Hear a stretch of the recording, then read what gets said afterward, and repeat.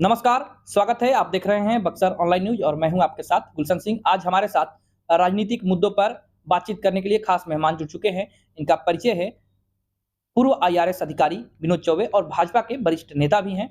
अभी हम लोग बक्सर जिले के विकास को लेकर के इनसे चर्चा करेंगे। बक्सर के वर्तमान राजनीतिक परिदृश्य पर इनके साथ चर्चा करेंगे चूँकि बक्सर के ही चौबे के परसिया के रहने वाले हैं और इसके साथ-साथ आईआरएस अधिकारी भी रह चुके हैं और भाजपा में काफ़ी सक्रिय हैं। तो सर आपका हमारे चैनल में बहुत-बहुत स्वागत है। हाँ, धन्यवाद।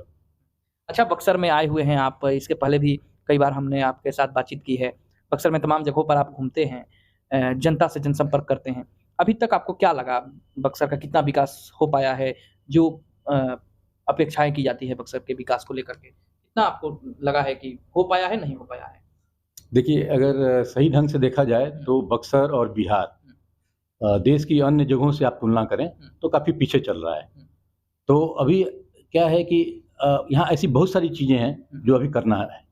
अभी मोदी जी के नेतृत्व में और एनडीए गठबंधन है उसके सरकार के नेतृत्व में बहुत सारे अच्छे काम हो रहे हैं। अभी रोड का नेटवर्क देखिए, गंगा जी के ऊपर कितने सारे पुल बन गए हैं। पटना जाइए तो उसकी पूरी रूपरेखा बदल गई है। एम्स खुल गया है, तो ऐसे बहुत सारे विकास के काम हुए हैं। लेकिन बक्सर इसमें पिछड़ा रह गया है। हाँ, अगर सही देखा जाए तो बक्सर जो है वो समय से पीछे चल रहा है। जब देश के ज़िम्मेदार किसे मानते हैं आप? अभी ज़िम्मेदार क्या है कि देखिए यहाँ पे जो पहले से जो यहाँ के पॉलिटिशियंस और जो नेता रहे हैं और उसमें ब्यूरोक्रेट्स का भी हाथ है, तो उन लोगों ने ध्यान नहीं दिया। बीच में जंगल राज था, जब पूरा देश आगे बढ़ रहा था, तो लालू जी के नेतृत्व में यहाँ जंगल राज चल रहा था। हमारा बक्सर और बिहार पीछे चल रहा था। तो इसके चलते जो विकास होना चाहिए था वो नहीं हुआ। जब से एनडीए की सरकार बनी है, जो मोदी जी के नेतृत्व में और नीतीश कुमार के नेतृत्व में, तो बहुत सारे काम हो रहे हैं, लेकिन अभी भी बहुत कुछ यहाँ पे ज़रूरत है। लेकिन जनता आपसे भी सवाल करती है कि आप बीजेपी के लोग का भी यहाँ पर सरकार है, केंद्र में भी सरकार है और स्टेट में भी सरकार है आपका एनडीए की। लेकिन बक्सर में जनप्रतिनिधि आपके भी रह चुके हैं, केंद्रीय मंत्री रह चुके हैं। विकास उस तरह का नहीं हुआ और आप ही जनता के बीच में जाकर के कहते हैं कि भाई विकास नहीं हुआ, हम विकास हमारी पार्टी कर रही है देश में, लेकिन यहाँ विकास नहीं हुआ। तो यहाँ भी तो आपके जनप्रतिनिधि रह चुके हैं।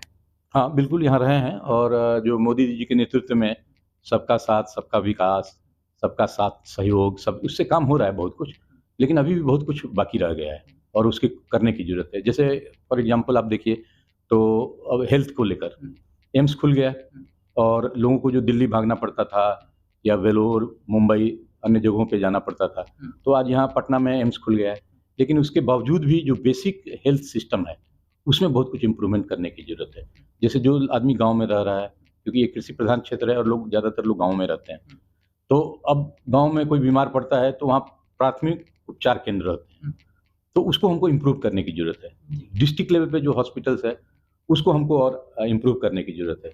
आज जैसे कि अगर डिस्ट्रिक्ट हॉस्पिटल की बात करें, तो इतना बड़ा क्षेत्र को ये फ़ीड करता है, तो हर बीमारी के इलाज के लिए कोई ना कोई डॉक्टर होना चाहिए।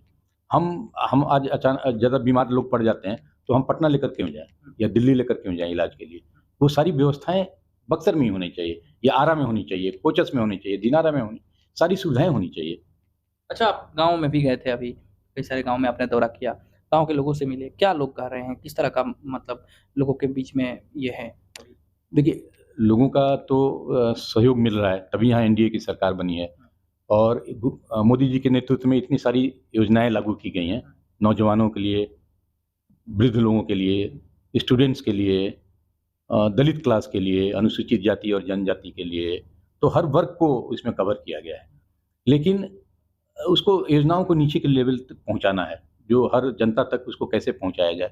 तो हम लोग इस पे काफ़ी कुछ काम कर रहे हैं, लोगों को से संपर्क कर रहे हैं, उनको जो मोदी जी द्वारा जितनी भी योजनाएँ स्टार्ट की गई हैं, उसको हम लोगों को समझा रहे हैं, उनको जोड़ रहे हैं। तो आज जनता के अंदर एक पॉजिटिव माइंड है उनके अंदर। अच्छा विधानसभा बिहार विधानसभा चुनाव की भी सुगबुगाहट शुरू हो गई है। ऐसे में चुनाव में जो है बक्सर शाहाबाद की बात करें तो शाहाबाद से लगभग एनडीए का सफाया हो चुका है। इस बार के चुनाव में आप लोग कितना तैयार हैं अपना पुराना किला को वापस लेने के लिए? हमारा माइंड और एनडीए सरकार का जो माइंड है, सोच है, मोदी जी के सरकार की जो सोच है, वो बहुत क्लियर है। हमको जनता के लिए काम करना है और हमारा मुख्य उद्देश्य है कि हम जनता का हमें तभी सहयोग मिलेगा जब हम जनता के लिए काम करेंगे। और ये देखिए, आप तो देख ही रहे होंगे चारों तरफ कि जनता के लिए कितनी सारी योजनाएँ लागू की गई हैं। जनता उसका उपयोग भी कर रही है, उसका उनको फ़ायदा भी मिल रहा है। तो हम इसी उम्मीद के साथ विधानसभा चुनाव भी लड़ने जा रहे हैं कि हमको जनता का सहयोग मिलेगा। अब यहाँ दूसरी बात है कि जो हमारे सामने विरोधी पार्टियां हैं, तो उनका कुछ भी एजेंडा नहीं है। वो क्या कर रहे हैं? वो या तो लोगों को भ्रम में डाल रहे हैं, जात-पात की राजनीति कर रहे हैं और अपनी ताकत को बढ़ाने के लिए वो कम्युनल लाइन पे काम कर रहे हैं।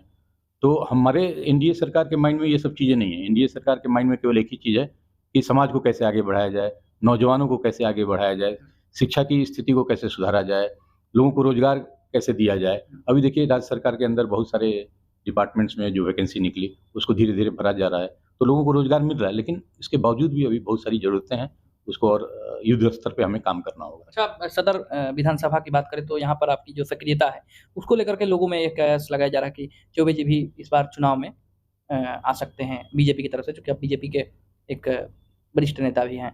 तो आपके मुख से हम लोग जानना चाहते हैं कि क्या आप विधानसभा चुनाव लड़ेंगे यहाँ से बक्सर से? देखिए, मैं तो बीजेपी का नेता नहीं हूँ, मैं एक कार्यकर्ता हूँ और आम कार्यकर्ता जो है उसकी तरह मैं रहता हूँ। मैं पूरा माने हर तरह से जनता की सेवा में लगा हूँ और मेरे माइंड में क्या है, क्योंकि मैं पहले इंडियन रेवेन्यू सर्विस में था, छोड़कर भाजपा के साथ जुड़ा हूँ, लोगों के साथ जुड़ा हूँ। बक्सर क्षेत्र में मैं गाँव-गाँव में भ्रमण कर रहा हूँ, लोगों को समझा रहा हूँ, लोगों को जोड़ने का काम कर रहा हूँ, एडमिनिस्ट्रेशन से मिलता हूँ, उनसे आग्रह करता हूँ कि आप लोगों को समझाइए, जोड़िए, उनको जो भी दिक्कतें आ रही हैं, इस स्कीम जो डिफरेंट स्कीम्स हैं, उससे जुड़ने में जो भी दिक्कतें आ रही हैं, उनको आसान बनाइए, परेशान मत कीजिए। तो मैं तो एक कार्यकर्ता की तरह काम कर रहा हूँ। पार्टी लड़ाएगा, नहीं लड़ाएगा, किसको लड़ाएगा, ये पार्टी का नेतृत्व निर्णय मौका लेगा। मिलेगा तो आप पीछे नहीं हटेंगे। हाँ, अगर पार्टी रिस्पॉन्सिबिलिटी देती है, इस तरह का उत्तरदायित्व देती है, तो हम अपने पूरे सामर्थ्य के साथ काम करेंगे। और मेरे अंदर मैं बक्सर के को लेकर एक विज़न है मेरे माइंड में कि इसको कैसे जो समय की दूरी है, जो समय से हम पीछे हो गए हैं, इस दूरी को कैसे तय किया जाए। तो इस दूरी को आप साधारण स्टेप लेकर नहीं कर सकते। इसके लिए बहुत कुछ करना होगा, तेज़ी से करना अच्छा, पड़ेगा। कांग्रेस के विधायक हैं बक्सर में, अभी 2 सालों से विधायक हैं और कल ही उनके राष्ट्रीय अध्यक्ष मल्लिकार्जुन खड़गे का कार्यक्रम हुआ। कार्यक्रम पूरी तरीके से फ्लॉप रहा। इसको लेकर के आपकी क्या राय है? देखिए, यहाँ तो कांग्रेस का कोई बेस नहीं है। वर्षों पहले, डिकेड्स पहले कांग्रेस का राज था, उसकी सरकार बनती थी। लेकिन पिछले ये कई सालों से, कई दशकों से उनका खत्म हो गया है, उनका जो बेस है वो खत्म हो गया है। तो अभी जो खड़गे जी की मीटिंग हुई, उनके राष्ट्रीय अध्यक्ष आए, तो जनता देख रही है। बहुत ही छोटे नंबर्स में जनता आई थी इस मीटिंग में। तो जनता को कोई लेना-देना नहीं है कि खड़गे जी कौन है, उनके अध्यक्ष कौन है। जब उनका यहाँ समर्थक ही नहीं है, तो वो कैसे उनको मतलब लोगों का समर्थन नहीं मिल सकता है। और जहाँ तक आरजेडी और उनके अलायंस की बात है, तो उनका तो एक ही उद्देश्य है, लोगों के अंदर भ्रम पैदा किया जाए, लोगों को ये सिखाया जाए कि आप जो गवर्नमेंट की ओर से जो विकास के काम हो रहे हैं, वो उनके अंदर भ्रम पैदा करते हैं कि ये किसी वर्ग को सुविधा पहुँचाने के लिए है। लेकिन मोदी जी का कोई भी स्कीम ऐसा नहीं है, कोई जात को देख के, कोई धर्म को देख के नहीं है। उनका तो एक ही उद्देश्य है कि सब समुदाय को, सब वर्ग को जोड़ा जाए और उस योजनाओं को गरीबों तक, जो ज़रूरतमंद हैं, उन तक पहुँचाया जाए। मोदी जी ने कहा था कि कांग्रेस मुक्त भारत होना चाहिए। तो क्या लगता है कि अब जनता ने भी कांग्रेस को नकार दिया है? जिस प्रकार से कल देखने को मिला, सारी कुर्सियाँ खाली रह गईं और आज कांग्रेस के जिलाध्यक्ष को भी निलंबित कर दिया गया है। तो आपको क्या लगता है कि कांग्रेस को जनता ने भी अब नकारना शुरू कर दिया है? देखिए, कांग्रेस मुक्त भारत का जो कंसेप्ट है मोदी जी का, बहुत ही सही कंसेप्ट है। ये केवल पार्टी मुक्त नहीं है, भारत को पार्टी मुक्त बनाना नहीं है। उनका कंसेप्ट था कि जो कांग्रेस की एक सोच है, जो कांग्रेस जो केवल अमीरों के लिए काम करती थी, जो एक समुदाय विशेष को उनके हक में, उनके पक्ष में काम करती थी, देश को सांप्रदायिक लाइन पे बाँट देती थी। विदेशों में जो भारत का पैसा। जो नहीं, पैसे तो लगे ही थे, माने सब जमा कर रहे थे, प्लस जो तस्वीर भारत की जो विदेशों में थी, वो बहुत ही निम्न स्तर तक आ गई थी। तो मोदी जी जो कांग्रेस मुक्त भारत की बात करते थे, ये नहीं कि पार्टी हार जाए और पार्टी खत्म हो जाए, उस सोच को, उस मानसिकता को खत्म करना चाहते थे। देसी मानसिकता, जो देश के बारे में सोचे, देश हित के बारे में सोचे, देश को सर्वोपरि माने, उस सोच को लागू करना चाह रहे थे। अच्छा, और हम सब उसी में बंगाल लगे। हिंसा पर क्या कहेंगे? बंगाल हिंसा को लेकर के जहाँ बंगाल पुलिस जो है बेबस नज़र आ रही है, वहीं लोगों का एक ऐसा भी एक पक्ष है, जो कह रहा है कि देश में मोदी की मजबूत सरकार है एनडीए की, सरकार चाहेगी तो वहाँ पर राष्ट्रपति शासन लागू करके और हिंसा को रुकवा सकती है। हिंदुओं की पार्टी मानी जाती है बीजेपी, लेकिन ऐसा जानबूझ करके बीजेपी नहीं कर रही है, ताकि ज़्यादा से ज़्यादा हिंदू कटेंगे, तो हिंदुओं का वोट जो है, वो बीजेपी को मिलेगा। नहीं, देखिए, बंगाल में तो हालत बहुत दुखदाई है, बहुत कष्टदायक है और जो ममता दीदी की सरकार है, वो तो केवल कम्युनल लाइन पे लोगों को भड़का कर और मोदी जी के खिलाफ इस तरह का वातावरण पैदा कर रही है, भाजपा के खिलाफ इस तरह का वातावरण पैदा कर रही है, भ्रम पैदा कर रही है और उसके सहारे वो राज कर रही हैं। और ये जो दंगे हुए हैं कम्युनल लाइन पे, आप एक छोटी सी बात है सोचने के लिए कि वक्फ कानून के खिलाफ जो है ये विरोध प्रदर्शन मुसलमानों द्वारा किया जा रहा है। अब जब आप कानून के खिलाफ प्रदर्शन कर रहे हैं, आपको हक है, बट इसमें वायलेंस क्यों आ गया? आपने दंगा फसाद क्यों किया? आप शांतिपूर्ण ढंग से मांग करते, कोर्ट में आप गए हैं, कानूनी सहारा लेकर करते। और चलिए ये तो एक बात हुई। दूसरी बात कि आपने हिंदुओं को टारगेट करके कैसे दंगा किया? इसका मतलब कि आपके माइंड में कहीं ना कहीं सांप्रदायिक भावना से आप ग्रसित हैं। आप चाहते हैं हिंदुओं को डराना, धमकाना, उनको वहाँ से डिस्प्लेस करना। तो ये बिल्कुल ही हम लोग को स्वीकार नहीं है। और मैं तो सरकार से मांग करूंगा कि बहुत ही सख्त कदम उठाना चाहिए बंगाल सरकार के खिलाफ, और वहाँ हो सके तो राष्ट्रपति शासन लागू करके एक सही व्यवस्था लागू करनी चाहिए। अब जिस जगह की पुलिस पीटी जा रही हो, तो जनता की रक्षा कौन करेगा? पुलिस खुद अपनी रक्षा नहीं कर रही है, तो जनता की रक्षा कौन करेगा? तो ऐसे समय में जरूरी है कि वहाँ पे राष्ट्रपति शासन लागू किया जाए। मैं आग्रह करूंगा अच्छा, सरकार। बक्सर की जनता से क्या अपील रहेगी आपकी? क्योंकि बक्सर में बहुत दिनों से जो है कांग्रेस का यहाँ पर राज है, महागठबंधन का, और आप लोग दावा कर रहे हैं कि इस बार एनडीए की सरकार बनेगी बिहार में फिर से। तो बक्सर की जनता से क्या अपील रहेगी आपके बीजेपी के नेता होने के तौर पे? देखिए, मैं तो जनता से यही आग्रह करूंगा कि आप दोनों दल की तुलना कीजिए। आप मन में तुलना कीजिए, सामने देख के जो काम हो रहा है उसकी तुलना कीजिए। तो बीजेपी के समय में, जब से हमारा एनडीए की सरकार है, मोदी जी के नेतृत्व में सरकार है, बहुत सारे काम हुए हैं जो सामने दिखाई पड़ रहा है। आप देखिए, बक्सर से जो पटना के बीच में जो हाईवे बना है, कितने सालों से, वर्षों से हम लोग तरस गए थे। यहाँ से पटना जाने में कभी करीब 5 घंटा, 6 घंटा, 8 घंटा, कोइलवर ब्रिज पे जाम लग जाता था। तो कितना टाइम लग जाता था। लेकिन जाम तो बहुत बड़ा समस्या हो गया है। जाम की वजह से तो आए दिन मौतें हो रही हैं एनएच पर, और इस पर कोई सुनने वाला नहीं है। अभी डुमरांव के जो माले विधायक है, उन्होंने कहा कि इसका जिम्मेवार प्रशासन है, प्रशासन वसूली करता है। तो फिर एनडीए की सरकार है बिहार में, तो क्यों नहीं आप लोग कार्रवाई करते हैं? नहीं, जाम के चलते एक्सीडेंट नहीं होता है। एक्सीडेंट इसलिए होता है, रेकलेस ड्राइविंग है। रेकलेस का मतलब है, नहीं, एक लेन पूरा जाम कर दिया जा रहा है। लोग जो है उसके लिए गाड़ियां जो है इसमें आ रही हैं। इस दुख दर्द को प्रशासन ने समझा है। और देखिए, उसके लिए वो बाईपास रोड की तैयारी चल रही है बनने का, स्कीम सब हो गया है लागू। तो ऐसा नहीं है, देखिए रोड है तो सारी सवारियां आएंगी ही, और जाम लग जाता है तो उसको हम समाधान उसका ढूंढ रहे हैं। कुल मिलाकर आप जनता से कहना चाह रहे हैं कि विकास के नाम पर आप लोग? बिल्कुल, बिल्कुल, बिल्कुल। और जनता भी समझ रही है धीरे-धीरे। आप कब तक ये जो अपोज़िशन उनको दिग्भ्रमित कर रही है, उनको भ्रम पैदा कर रही है और उनको झूठा आश्वासन दे रही है, ये देंगे, वो देंगे। जब मौका मिलता है तो आप देते नहीं हो। और जब एनडीए सरकार काम कर रही है लोगों के लिए, जब बहुत कुछ दे रही है, इतनी सारी योजनाएँ लागू की गई है। मोदी जी खुद देखते हैं कि बिहार को कैसे आगे बढ़ाया जाए, उस समय से पीछे चला गया है। तो जनता इस बात को महसूस कर रही है। और निश्चित रूप से हमारा जो हमारे मन में क्या है कि हम काम कर रहे हैं और काम के भरोसे हम जनता का दिल जीत रहे हैं।